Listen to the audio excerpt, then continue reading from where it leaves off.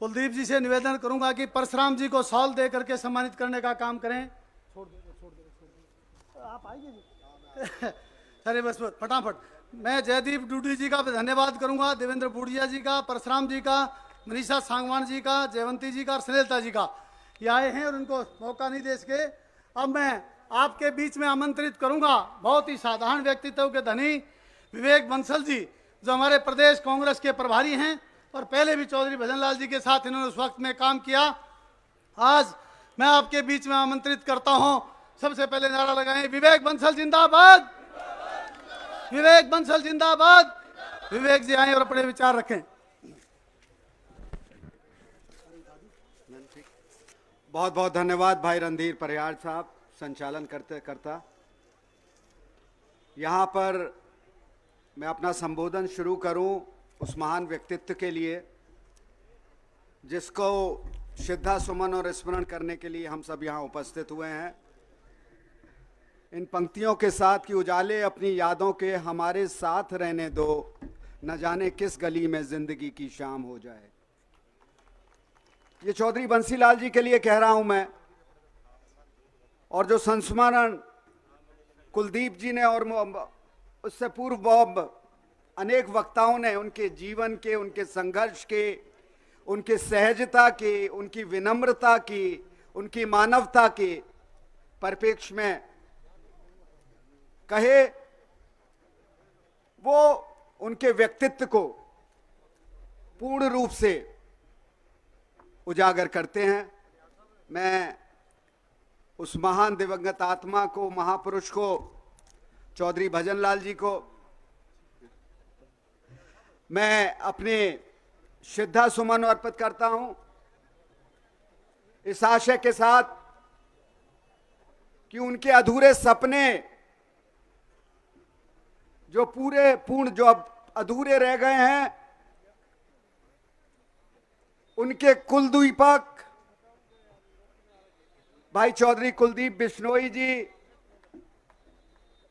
पूर्णता प्रदान करें और उसका माध्यम बने ये अपार जनसमूह जो यहाँ उनको मनोबल, उनको अपना समर्थन, अपना सहयोग देने यहाँ पर उपस्थित हुआ है।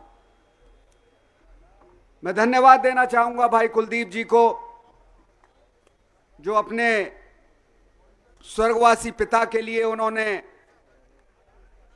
यहां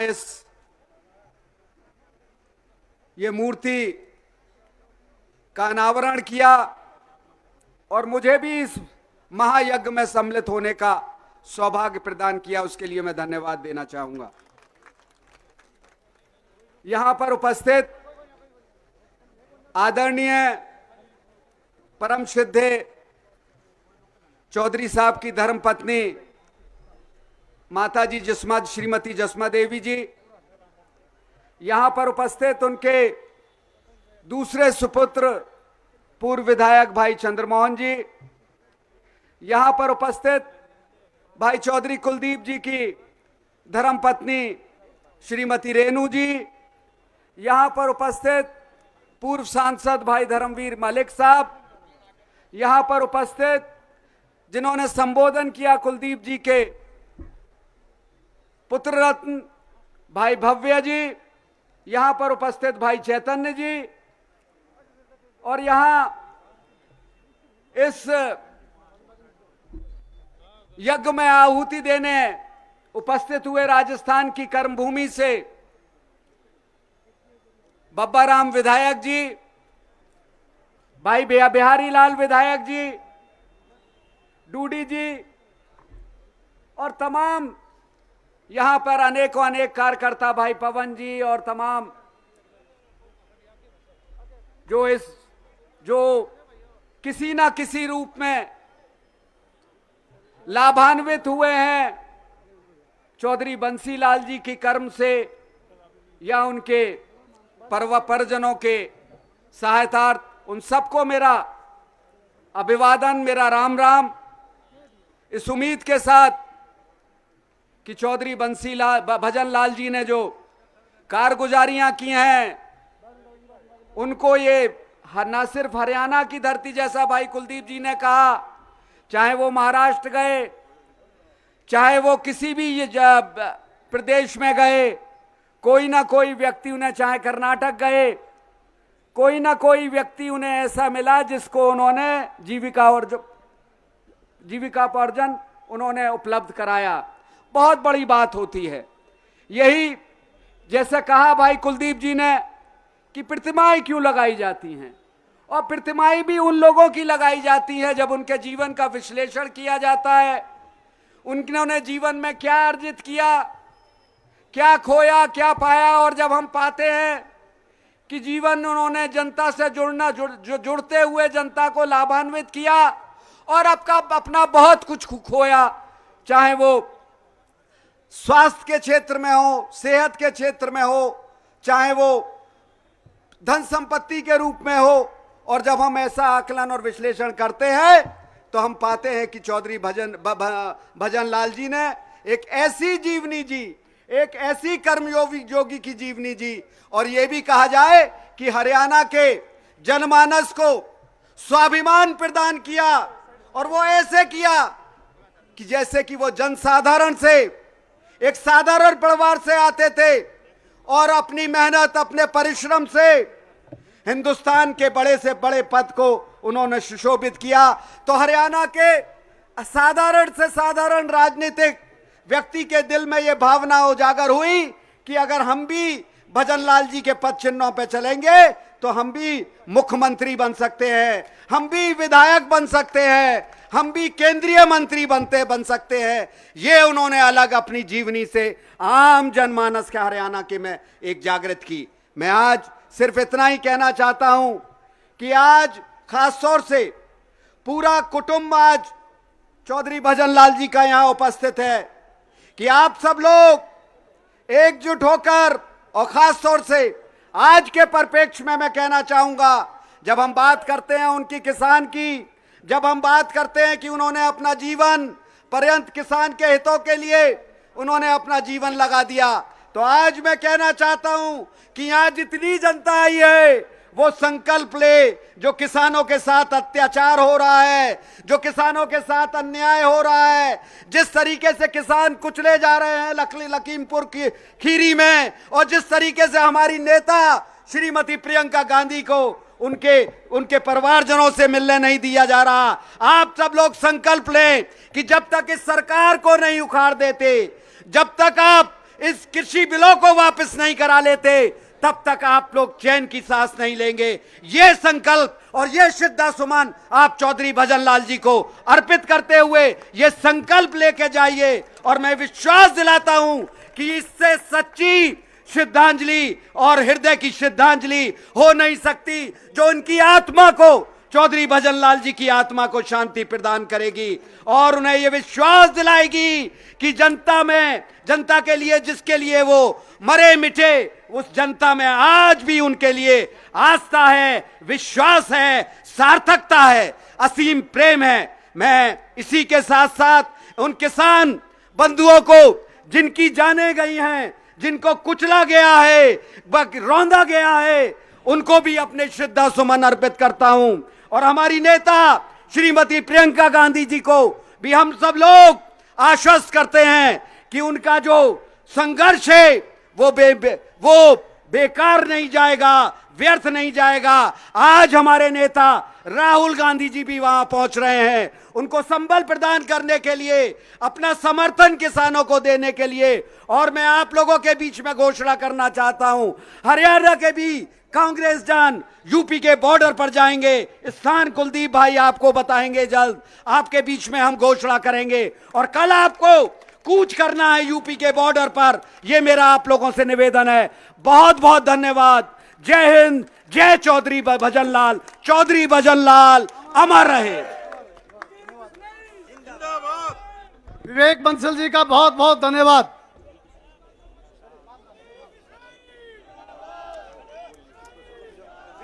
विष्णु वापस भाव विष्णु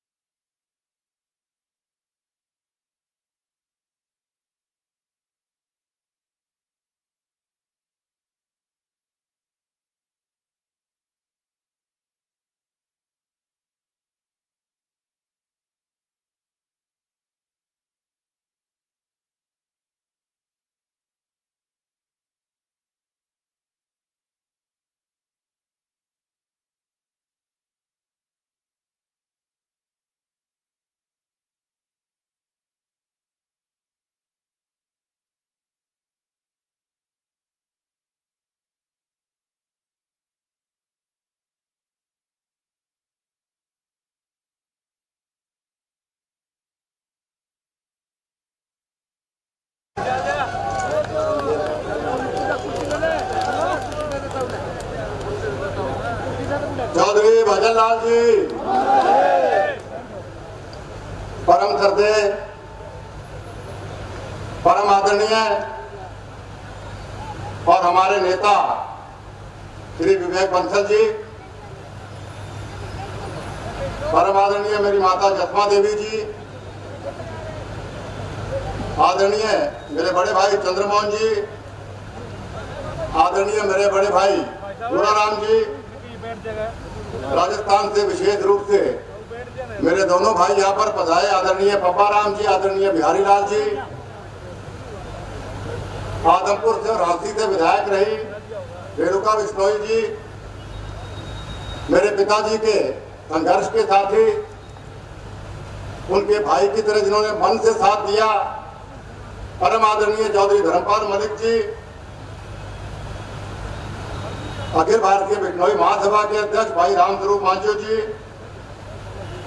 सुभाष गोयल जी पूर्व मंत्री, रामस्वरूप रामा जी पूर्व मंत्री, हेतराम जी पूर्व विधायक, भाई कुलबीर बेनीवाल जी पूर्व विधायक, बहुत अच्छे ढंग से मंच संचालन कर रहे मेरे भाई रणधीर पनियार जी, यहाँ पर आए भाई देवेंद्र गुड़िया जी, भाई सुभाष बिश्नोई जी, सोम प्रकाश जी, भाई बेटे चैतन्य बिश्नोई जी, राम सिंह जी जो पिताजी के भाई से बढ़ के थे उनके बेटे, और मेरे भाई परशुराम जी बिश्नोई, भागीरथ जी तेतरवाल, गुलजार कालो जी, पंकज दीवान जी, कमल सिंह जी, सुरेंद्र परमार जी, बहादुर चंद शर्मा जी, विनोद निर्मल जी, बाबा बलदेव जी, सुरेश शर्मा जी, पवन शाहपुर जी, रंजीत कौशिक जी, योगेंद्र मल्होत्रा जी, संदीप हुडा जी, कुलदीप भांबो जी, पाला सिंह कंबोज जी, कृष्णा पूनिया जी, धर्मवीर खत्री जी, श्यामलाल मेहता जी, निहाल सिंह जी मताना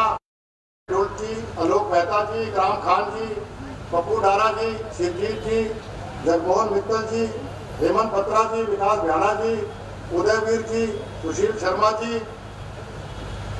सुभाष देड़ू जी, पतराम जी लोड़ मरोड़, उधमाराम जी, जय किशन जी धारण, अशोक धारणिया जी, गंगा बिशन भादू जी, राजाराम धारणिया जी, अजय जांगड़ा जी, भाई जयदेव कालीराणा जी, राजाराम खीचड़ जी, बलदेव जी, जयवीर जी गिल, विनोद एलाबादी जी, जगदीश करवासरा जी, कृष्ण कुमार जी, राजेश याद जी, विनोद मेहता जी, द्वारिका प्रसाद जी, नरेश जांगड़ा जी, बलदेव खोकर जी, अशोक जांगड़ा, अजय जांगड़ा जी, देवेंद्र सैनी जी, मनोज जी टोहाना, मंजू गुप्ता जी, भूपेंद्र गोदारा जी, फुल सिंह बेनीवाल जी, गोविंद मुंडा जी, ओम प्रकाश जांगड़ा जी, संजय बावल जी, मंगतराम जी लालवास, सुभाष रामगिरा जी, रविंद्र रावल जी, दलबीर वाल्मीकि जी, और मेरे ख्याल से मेरे बड़े भाई बहुत ही आदरणीय मेरे साथी, मैं माफी चाहूंगा भाई गुणाराम जी का नाम है वो लिखा नहीं, वो मेरे ध्यान में आया है, तो बहुत दिन पहले बोल दिया मैंने, दोबारा है तो एक ही बात अच्छी बात है, दोबारा चुना किया कई बार। साथियों, सबसे पहले तो आप इतनी भारी तादाद में चौधरी भजन जी यहाँ पर पधारे हैं, चौधरी भजनलाल जी की सिद्धांतों पे अपनी आस्था व्यक्त करने और मुझे अपना आशीर्वाद देने, इसके लिए मैं दिल की गहराइयों से हाथ जोड़ के आपका अभिनंदन करता हूं, आपका स्वागत करता हूं। मैं दिल की गहराइयों से आभार व्यक्त करना चाहूंगा हमारे नेता आदरणीय राहुल गांधी जी का, कि जिन्होंने देश इतनी भयंकर दौर से गुजर रहा है, इतने व्यस्त समय में से समय निकालकर चौधरी भजनलाल जी की प्रतिभा का जो अनावरण किया, उनका भी मैं आप सब की ओर से, अपनी ओर से दिल की गहराइयों से आभार व्यक्त करता हूं। मैं दिल की गहराइयों से आभार व्यक्त करना चाहूंगा मेरे नेता आदरणीय विवेक बंसल जी का, कि उत्तर प्रदेश में आज यहाँ किसानों पर इतना अत्याचार हो रहा है, प्रियंका जी पर अत्याचार हो रहा है, उसके बावजूद भी हमारी प्रार्थना पर समय निकाल के जहां से इन्होंने भी यूपी जाना है, इन्होंने कहा भाई मुझे आपको मेरे हाँ के बाद मैं नहीं जाऊंगा, तो विवेक बंसल जी का भी मैं आपकी ओर से हाथ जोड़ के अभिनंदन करता हूं, स्वागत करता हूं, धन्यवाद करता हूं। साथियों, हम प्रतिमाएं क्यों लगाते हैं? हम प्रतिमा कारणों से लगाते हैं जो मैं समझता हूं। पहला कारण, जो महान व्यक्तित्व, जो महान आत्मा, जो महान व्यक्ति अपने जीवन काल में कुछ अद्भुत काम कर गए हों, जनहितैषी काम करके हो, जनता की भलाई के लिए मैं जीवन समर्पित किया हो, उनको श्रद्धांजलि के रूप में हम प्रतिमा लगाते हैं। चाहे वल्लभ भाई पटेल जी की आप देख लीजिए, जवाहरलाल नेहरू जी हो, इंदिरा जी हो, राजीव जी हो, भीमराव अंबेडकर जी हो, आज चौधरी भजनलाल जी की आपने देखी। इन प्रतिमाओं ने, उन लोगों ने समाज हित में काम की, कुर्बानियां दी, संघर्ष किया, अपना जीवन दिया। और दूसरा, उनकी प्रतिमा जब भी कोई देखता है, मैं अपनी बात भी कर रहा हूँ, मैं किसी महान व्यक्ति की प्रतिमा देखता हूँ तो मन श्रद्धा से भर जाता है कि ऐसे भी व्यक्ति कोई होते थे जिन्होंने अपने जीवन में जनता के जीवन को अपने से बड़ा समझा।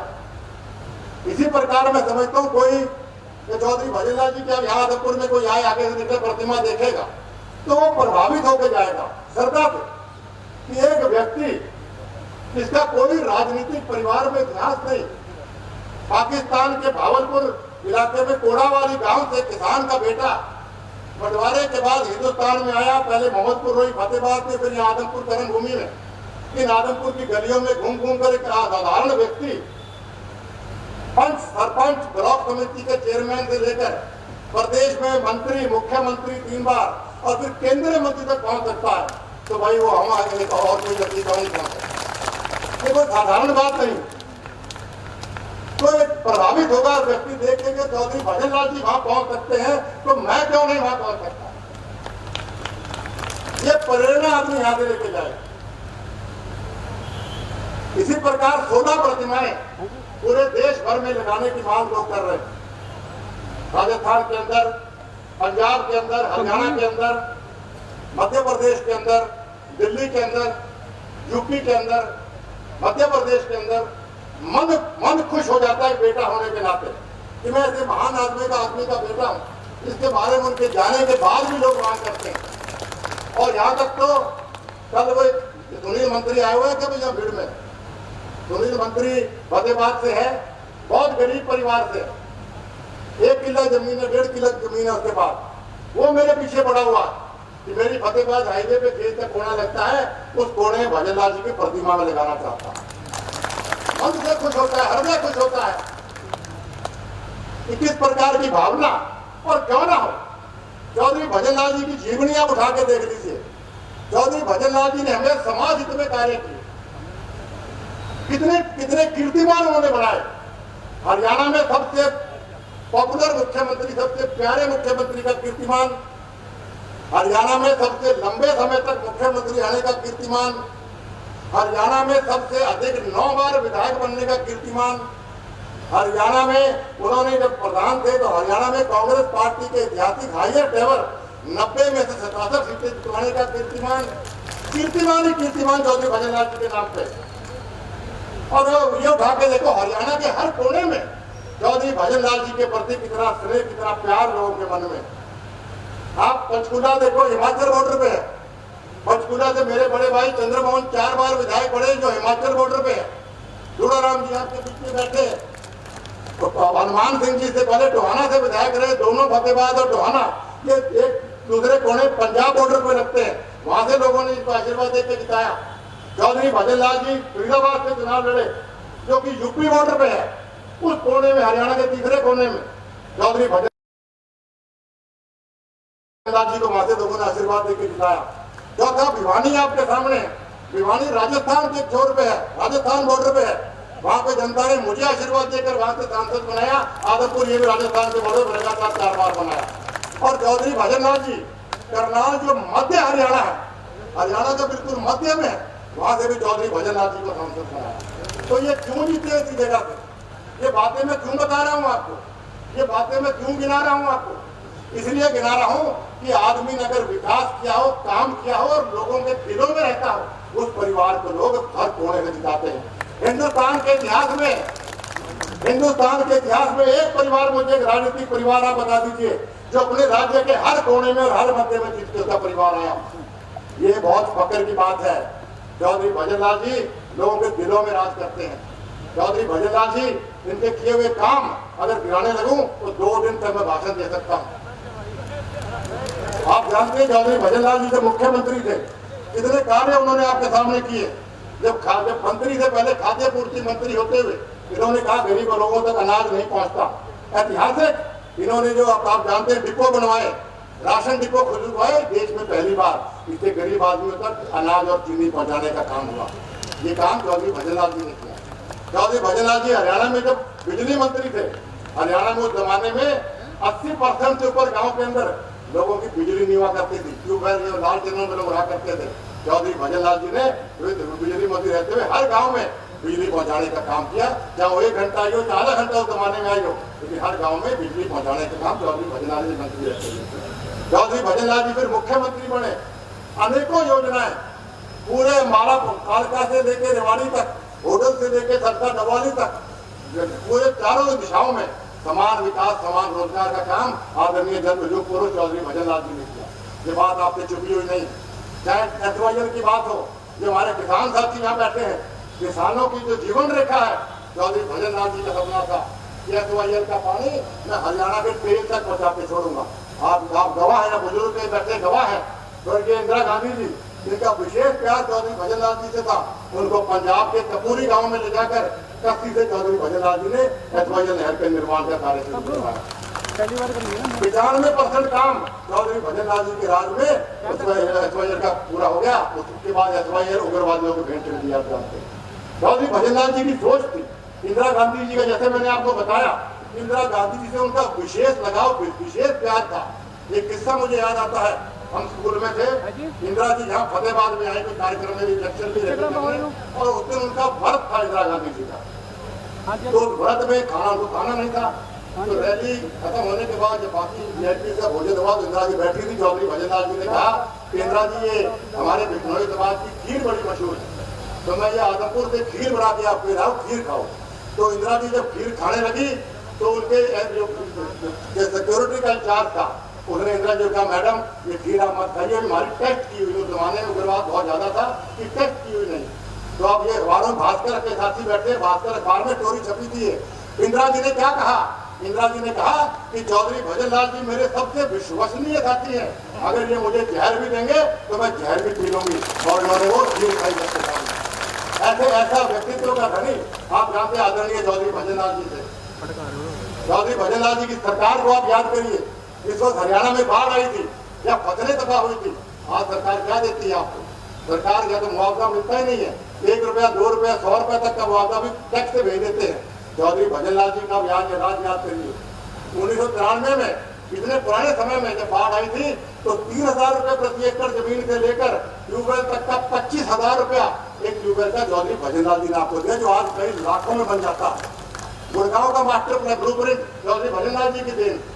मानेसर को इंडस्ट्री हब चौधरी भजनलाल जी ने बनाया। 89 में जब चौधरी भजनलाल जी को MP बनाया फरीदाबाद से, तो चौधरी भजनलाल जी ने उनका एहसान उतारने के लिए 1991 से 96 यहाँ ग्राम खान आलोक मेहता ये आदाज बढ़ाना, कई साथी मेरे फरीदाबाद से आए हुए हैं, इनके गवाह इस बात के कि चौधरी भजनलाल जी के राज में 91 से 96 तक अगर हरियाणा में नंबर 1 पे इंडस्ट्री हब कोई था तो फरीदाबाद था। जानते हैं यमुनानगर थर्मल प्लांट की बात हो, यमुना कसाऊ डैम बांध की बात हो, अनगिनत काम चौधरी भजनलाल जी के किए हुए। चौधरी भजनलाल जी के मन में गरीबों के प्रति विशेष पीड़ा थी। आप जानते हैं चौधरी भजनलाल जी ने 1991 में जब रजत जयंती थी हरियाणा की, उस वक्त उन्होंने देखा कि गरीब परिवार के लोग अपनी बेटी को आगे शादी करने में सक्षम नहीं होंगे, तो बेटी के पैदा होने से 18 साल की उम्र तक अपनी बेटी अपना धन की स्कीम शुरू करी। 25,000 रुपया गरीब परिवार के लोगों को चौधरी भजनलाल जी ने दिलवाया। उसके बाद सरकारें बढ़ी, उन सरकारों ने उनके नाम बदल के बाबा लेने की कोशिश की। चौधरी भजनलाल जी की सरकार में वो देखते गरीब लोग खासतौर पर लड़कियों को नहीं पढ़ा सकते, तो चौधरी भजनलाल जी ने उस वक्त BA तक की शिक्षा कन्याओं की मुफ्त की थी, जो अपने आप में देश में रिकॉर्ड था। सबसे पहले भी मुख्यमंत्री ने किया। मिड डे मील की बात हो, पूरे देश में सबसे पहले कहीं शुरू हुआ तो चौधरी भजनलाल जी की सरकार में उन्होंने शुरू किया था। उसके बाद और पेटों ने वाहवाही करके और कार्य शुरू करने का। तो साथियों अनेकों काम, जैसा मैंने अभी कहा, अगर मैं गिनाना शुरू करूं तो कल शाम तक मैं चौधरी भजनलाल जी के किए हुए बड़े बड़े काम गिनाने लगूं तो भी कल शाम तक बोल सकता हूँ। लेकिन साथियों, विशेष तौर पे मैं आज विशेष तौर पे आप सब जो इतनी गर्मी में काम का मौसम है, आप जाते हो पहले कटाई फिर बिजाई, नरमो जुगड़ वो टाइम है, टाइम पर भी सही आ गया, इसकी मैं इन शब्दों से आपका धन्यवाद करूँ। चौधरी भजनलाल जी की मिसालें बहुत है। मुझे याद है चौधरी भजनलाल जी के टाइम पे कई चुटकुले मशहूर हुए।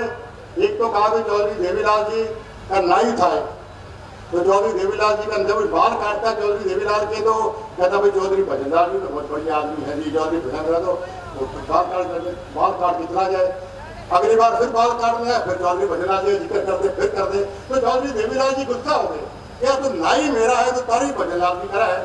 तो वो नाई कहता जी मैं तो चौधरी भजनलाल जी का नाम लेता हूँ तो आपके बाल खड़े हो जाते हैं, तो मेरा बाल काटना में आसानी हो जाती है। तो ये मशहूर कहानियां चौधरी भजनलाल जी के समय की। एक पत्रकार साथी बैठे, एक पत्रकार ने चौधरी भजनलाल जी से पूछ लिया कि आपकी चक्की, तो चौधरी भजनलाल जी आप बड़ा आसानी से राज करो लोगों के बाद।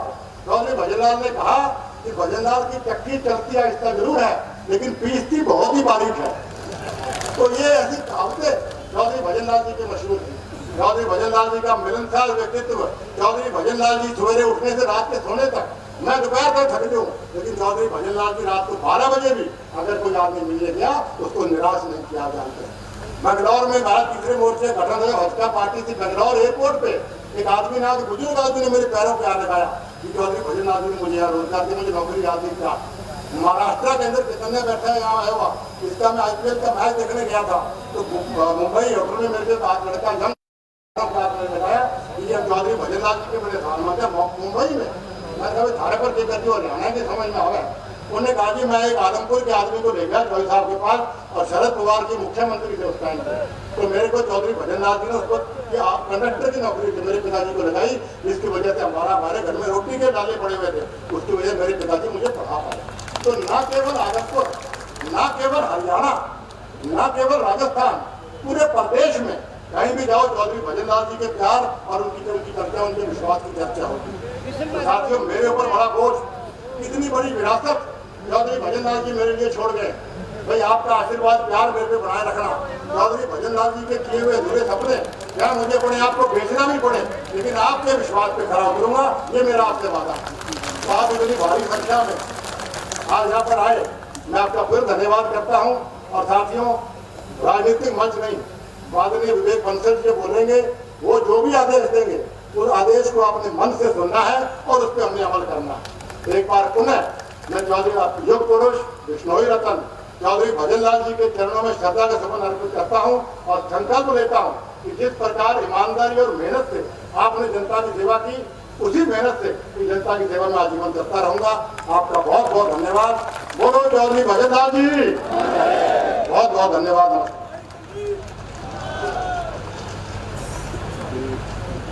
अब मैं सम्मानित करने वाले